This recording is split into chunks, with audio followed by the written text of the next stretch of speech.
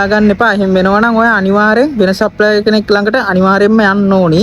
T-shirt business එකක් පටන් ගන්න ඉන්න ඔයාට තමයි මේ පළවෙනි වීඩියෝ එක. ඉතින් ඔයා මුලින්ම කරන්න ඕනේ ක්වොලිටි එක මේන්ටේන් කරන්න පුළුවන් සප්ලයර් කෙනෙක් මුලින්ම හොයා ගන්න ඕනි. ඒ කියන්නේ සයිස් වෙනස් වෙන්නේ නැතුව, මෙෂර්මන්ට් වෙනස් වෙන්නේ නැතුව අපිට රික්වයර්මන්ට් එකට ඔන් ටයිම් ඩෙලිවරි කරන්න පුළුවන් සප්ලයර් කෙනෙක් අනිවාර්යෙන්ම හොයා ගන්න ඕනි.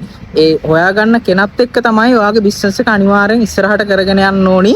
හැබැයි කවදාවත් ක්වොලිටි එක ඩ්‍රොප් වෙන සප්ලයර් කෙනෙක් නම් හොයාගන්න එපා. එහෙම වෙනවා නම් ඔයා අනිවාර්යෙන් වෙන සප්ලයර් කෙනෙක් ළඟට අනිවාර්යෙන්ම යන්න ඕනි. එක්සැම්පල් එකක් විදියට ඔයා අද ගන්න ටී-ෂර්ට් එක දැන් ඊළඟ සැරේ ගෙන්නන ටී-ෂර්ට් වලට වැඩිය වෙනස් නම් ඉතින් ඇත්තටම ඒ සප්ලයර් හරියන්නේ නැහැ. අද ගන්න ක්වොලිටි එකම තමයි ඊළඟ දවසෙත් අපිට හම්බෙන්න ඕනේ. ඒ ක්වොලිටි එකෙන්ම හම්බෙනවා නම් අනිවාර්යෙන්ම ඒ සප්ලයර් හොඳ සප්ලයර් කෙනෙක්. මොකද අපි කස්ටමර්ස්ලාට දෙන ක්වොලිටි එක හැමදාම කන්ටිනියු කරන්න ඕනි. එහෙම කරේ නැති වුණොත් කස්ටමර් බේස් එක අනිවාර්යෙන් අපිට නැති වෙනවා. ඒ හින්දා ඒක හොඳට ඔළුවේ අයිඩියා එක තියාගන්න ඕනි.